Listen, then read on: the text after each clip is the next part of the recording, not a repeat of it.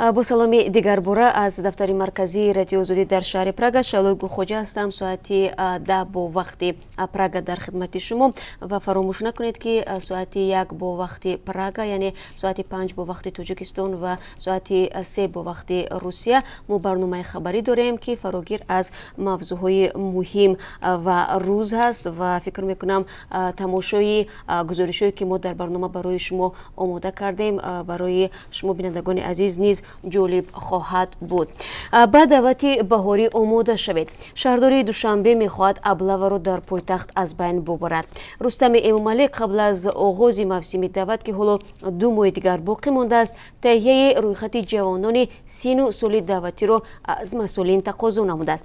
همزمان برای هوسمندی جوانان پایتخت برای جلب اختیاری به صف قوه‌های مسلح تاجیکستان یک قطار چاره‌ها نیز پیش بینی شده است.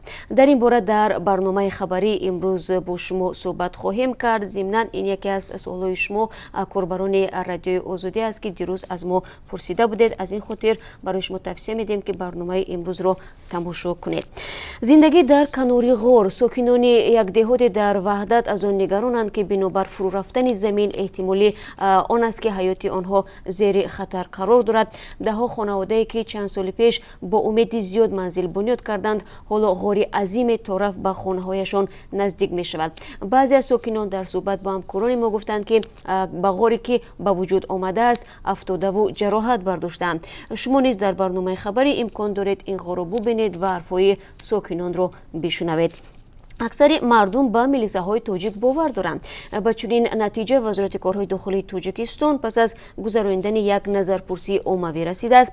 در این پرسش که صدها نفر از ساکنان کشور شرکت نمودند اکثریت گفتند که فعالیت کارمندان حفظ حقوق رو به بهبودی آورده است. این هم در حالی است که قبلا فعالیت میلیسه ها از سوی ساکنان تاجیکستان تنقید میشد.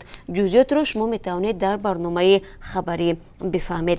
معلمان را تنبیه و طلبه ها را جزا می دهند. اخیراً در شبکه‌های اجتماعی نواری را یافت که در آن خوانندگان صنف‌های بالایی نورسان از خودشان خردتر و تحقیر و توهین میکنند لط و کوب مینمایند.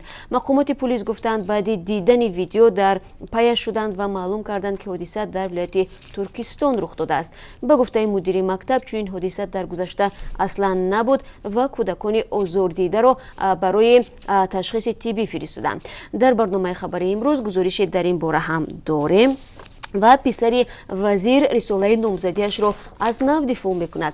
شاهین سعیدزاده 35 ساله و پسر وزیر معارف تاجیکستان بار اول ماه دکبر سال 2011 رساله نامزدی دفاع کرد. پایگاه دیسرنت بهار سال گذشته او را به اثر دزدی متهم نمود و به شورای دیسرتاسیونی دانشگاه دوستی خلقای روسیه توصیه داد که عالم جوان تاجیک را از عنوان نامزد علم‌های حقوق شناسی محروم کند. مسئولان دیسرنت گفتند که متن علمی شاهین سعیدزاده با نام جوابگری جنایی برای قاچاق طبق قانونگذاری تاجیکستان از متن محققان روس روی بردار شده فقط کلمه روسیه با تاجیکستان عوض گردیده است. چنانچه این موضوع را بعد 3 ساعت دیگر در اختیار شما بینندگان عزیز خواهیم گذاشت. فراموش نکنید ما را میتونید در پخش مستقیم در برنامه خبری رادیو آزادی در آزادی ویدیو که از همین جا ما را تماشا دارید ببینید.